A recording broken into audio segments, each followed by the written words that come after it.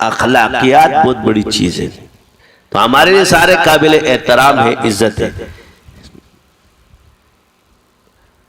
جو بھی خدمت کرتا ہے دین کی ہمارے سر کا تاج ہے.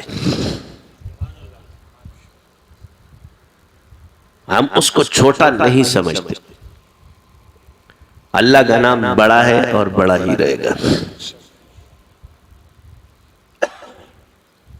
باقی کم چیزوں سے نقصان پیدا ہوتا ہے، اس پر نقصان اللہ ہمیں بھی معاف کرے. ہم کیا اپنے اعمال کو سدھار دے، سب دوسرے کے پیچھے پڑنے کا کوئی فائدہ نہیں. غیبتوں سے کوئی فائدہ تمہیں نہیں ملے گا. حسد کرنے سے تمہارا نقصان، تکبر کرنے سے آپ کا نقصان. اس پر شکر کرو کہ اللہ نے ہمیں ذکر کی توفیق دی ہے، عبادت کی توفیق دی ہے. اسی میں زندگی گزر جائے. دوسروں کو تم پہ نیکی کی دعوت دینا فرض ہے، تو جب نیکی ہو رہی ہے تو ادھر کیا دعوت ہوگی؟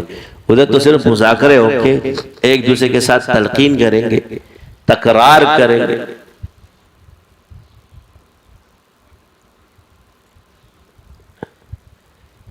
اب ایک شخص کہتا ہے کہ جی ہمیں وہی تشریح قبول ہے جو اکابر کی، تو اس پر تو اعتراض ہے ہی نہیں. بالکل صحیح ہے، کرو. تشریح پر اعتراض تھوڑی ہے، مگر حنفیت کو ایک طرف کر دو اور دوسرے کو دوسری طرف کر دو، یہ غلط تھا. میں اس کی یہی معنی لوں گا جو میرے بزرگوں نے لیے، ٹھیک ہے بھائی. وہ ہم جو معنی لیتے ہیں اس کا وہ ہمارے بزرگوں نے پیش کیا، اور وہ معنی لیتے ہیں جو ان کے بزرگوں نے پیش کیا. جب بات بزرگوں پر آتی ہے تو تمہارے بزرگ اور ان کے بھی بزرگ ہیں. پھر جب تمہارے بزرگ اور ان کے بھی بزرگ ہیں تو تم کہتے جیسے میرے والے بزرگ ٹھیک ہے اور ان کے والے بزرگ، تو پھر یہ مسئلہ ہے. پھر بات لڑائی آئے گی اصول پہ، پھر وہی بیچ میں قرآن و حدیث آئے گا. تو جس کے معنی قرآن و حدیث کے مطابق ہوں گے وہ تم سے جیت جائے گا.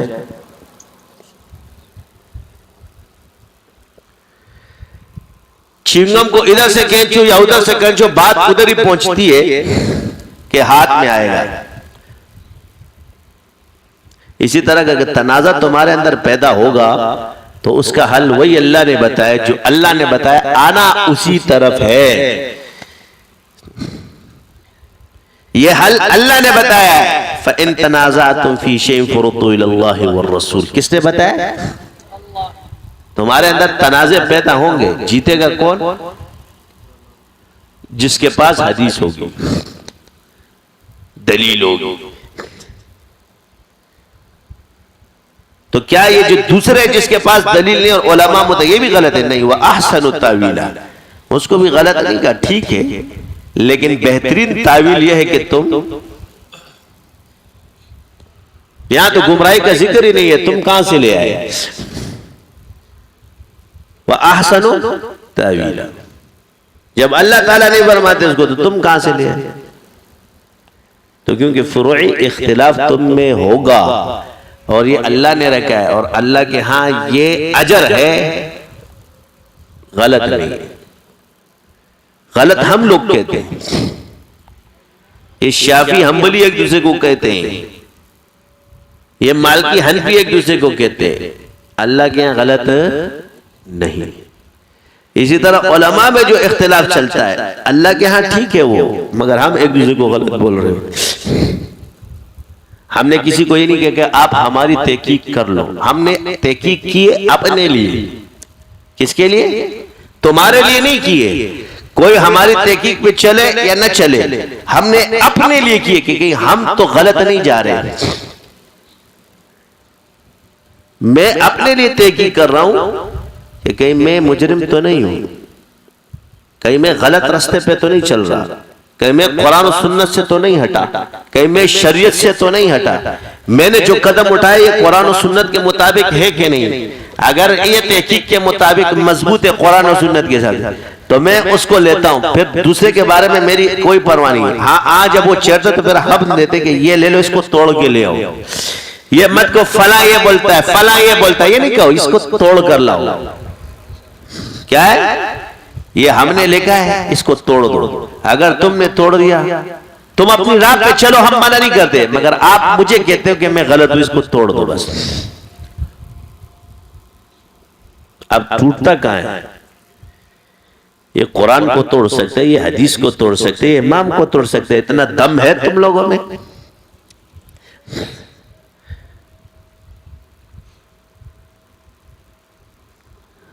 کر لے گا یہ ایسے توڑی بیٹھے ہوئے، ان کو پتہ ہے. تو ہم نے اپنی تحقیق اپنے لیے کی، تم پر تھوپنے کے لیے نہیں کیے کہ میں جو بلاؤں. اپنے لیے کیے، ایک سلسلہ چلا رہے ہیں اور اس سلسلے کو قرآن و سنت پہ لا رہے ہیں. اپنی تحقیق ہم کسی اور پہ تھوپتے نہیں ہیں کہ ہماری تحقیق پہ آگے عمل کرو. مت کرو بھائی، تمہارا اپنا فتویٰ ہے، ہمارا اپنا فتویٰ ہے. اللہ نے تم سے پوچھنا ہے، ان سے پوچھنا ہے، ہر کسی کو اپنا جواب دینا ہے. تم تھوڑی کٹہرے میں کھڑے ہو. مگر یہ مت کہو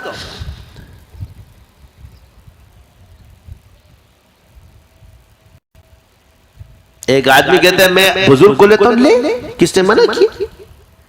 دوسرے کو بزرگ لینے میں منع کی کرتا ہے؟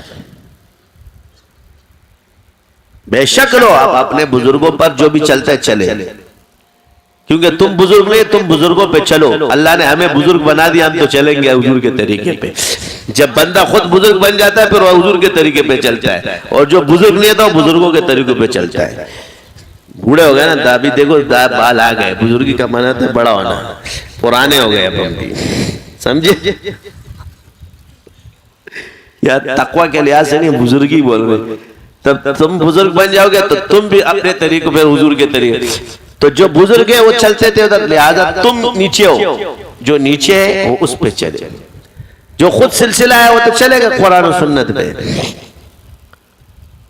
ہم وہی تشریح لیں گے جو قرآن و سنت کے مطابق ہوگی بزرگوں کی، وہ کبھی نہیں لیں گے جو اس کے مطابق نہیں. میں مفہوم مخالف لیتے ہیں، مجھے کوئی ضرورت ہی نہیں ہے. وہی مانتے ہیں کہ جو اس کے مطابق ہو. باقی تو تعویلیں کرتا رہے، تو خود بھی گول گپا گھومتا رہے گا ساری زندگی اس میں، مگر جواب تیرے پاس نہیں ہوگا، کیونکہ تیری نگاہ وہاں نہیں جاتی جہاں یہ نگاہ جا رہی ہے. بس چھوڑ دو. اس لیے کہا ہے کہ بزرگوں سے بھی اگر وہ تو ان کا معاملہ ہے، وہ اللہ نے چھوڑ. تم اس چیز کو مذہب مت بناؤ. ہم کہتے ہیں کہ غلطیوں کو مذہب مت بناؤ. ایک غلطی کر گئے اور اس غلطی کو پھر مذہب بناتے ہیں، یہ غلط ہے. اس لیے ہم ادھر سے جا رہے ہیں، راستہ ہم نے تمہیں تمہارے راہ پہ چھوڑ دیا، ہم سیدھا جا رہے ہیں. صحابی حضور نے فرمایا میرا دور اچھا، پھر صحابہ کا، پھر تابعین کا، پھر تبع تابعین. یہ دور اچھا. تو اچھے دور کو محفوظ دور کہا گیا ہے. اس کے بعد کا دور جھوٹ کا فرمایا گیا، اس میں غلطی آتی ہے، لہذا محفوظ دور کو لینا چاہیے. اس لیے اللہ نے ائمہ بھی محفوظ دور میں پیدا کیے. بہتر دور کا ہے، اس کے بعد جھوٹ پیدا ہوگا. سمجھ آ گئی کہ نہیں آئی؟ تو ہم لوگ تو ہے ہی ایسے، تو کیوں نہ پیچھے سچے دور سے جڑ رہے ہیں.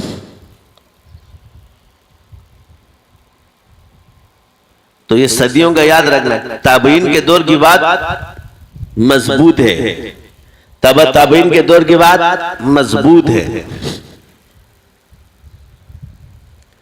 تو اللہ ہم سب کو معاف فرمائے، ہمارے حال پر رحم فرمائے. تو ہم نے اپنا منشور ایک ہی رکھا ہے، اسلام، عوام اور پاکستان. کیا ہے؟ اسلام پہلے نمبر پر ہے، عوام اور پاکستان جو ہے نا، لہذا نہ اپنے ملک کی مخالفت کرو، نہ عوام کے ساتھ ظلم کرو، خدمت خلق کرو اور اسلام پر ڈٹے رہو. سمجھے نا؟ اسلام، عوام اور پاکستان. اپنے ملک کے خلاف بات نہ سنتے ہیں نہ اس کے خلاف جاتے ہیں. جن کو اپنے ملک کے خلاف بولنے کا شوق ہے وہ دوسرے ملکوں میں چلے جائے، یہاں کی شہریت منسوخ کر لے، تب قدر آئے گی کہ یہ ملک کیا چیز ہے. ہم کہتے ہیں جس انسان نے غلطی کی وہی مجرم ہے، دوسرا اس کا مجرم نہیں ہے. کیونکہ اسلام میں جزا بھی ہے اور سزا بھی ہے، تو یہ قوانین کس پہ لاگو ہوں گے؟ تم غلطی وہ کریں گے تو تم سزا دو گے نا، جب کریں گے نہیں تو کہتے نہیں، تو پیچھے چلے جاتے ہو۔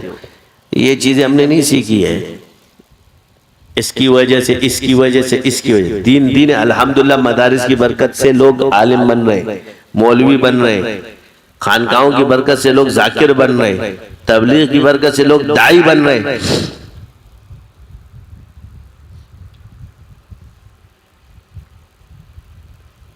کتنے لوگ اللہ نے ہدایت کی راہ پہ لے آئے، نمازی ہو گئے، بھلے ہماری مخالفت کرنے سے کیا ہوتا ہے، دین کا کام تو کر رہے ہیں۔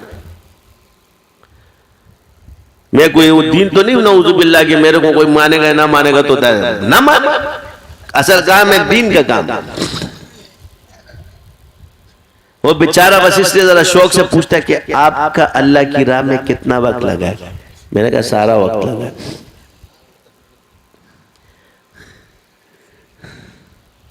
کیا کہیں گے؟ تو سادہ ہے نا بیچارے، سادگی کو تم لوگ اس کے کہتے کہ اللہ کی راہ میں کتنا وقت لگا۔ یہ تو لطیفے کے طور پہ ہم بیان کر رہے ہوتے ہیں۔ آج کل تو صحیح ہے، آپ تو آتے ہیں دعا کراتے ہیں کہ پیروں کو دعوت نہیں دیتے ہیں، دعا کروانے آئے، تو اس دفعہ بزرگوں نے میرے خیال سے ان کو وہ کر دیا، دعا کراتے ہیں۔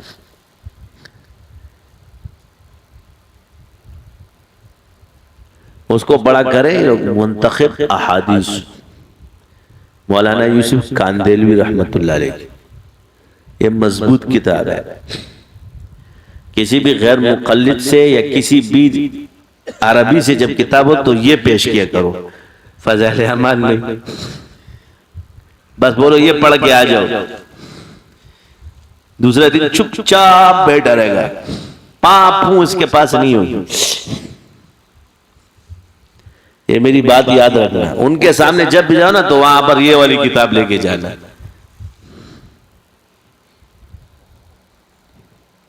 اصل اس کا نام تو ہوتا ہے تبلیغی نصاب، کیونکہ وہ لکھی 6 نمبر پہ، مگر ان کو منتخب احادیث کا نام بھی کس نے دے دیا ہے، اللہ اللہ خیر صلی اللہ۔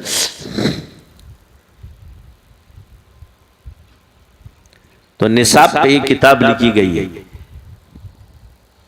تبلیغیوں کو کم سے کم اس کو ضرور پڑھنا چاہیے، پھر تمہیں پتہ چلے گا کہ مولانا یوسف کاندیلوی رحمت اللہ علیہ کا انتظار مولانا الیاس رحمت اللہ علیہ کیوں کرتے تھے۔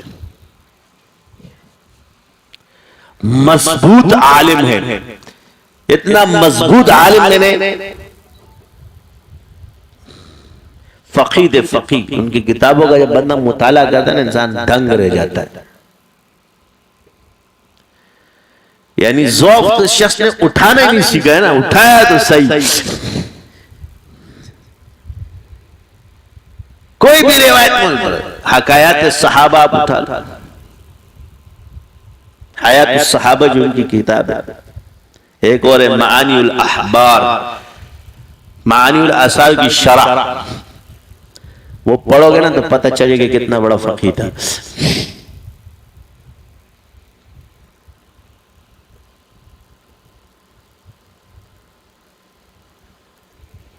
یعنی نہ اس وقت گوگل تھا، نہ کوئی چیز تھی، اور اس پہ جب ایک اس پہ جو روایتوں کی لائن لگے سے پتہ چلتا ہے کہ یہ مطالعہ اس کا کتنا بڑا تھا۔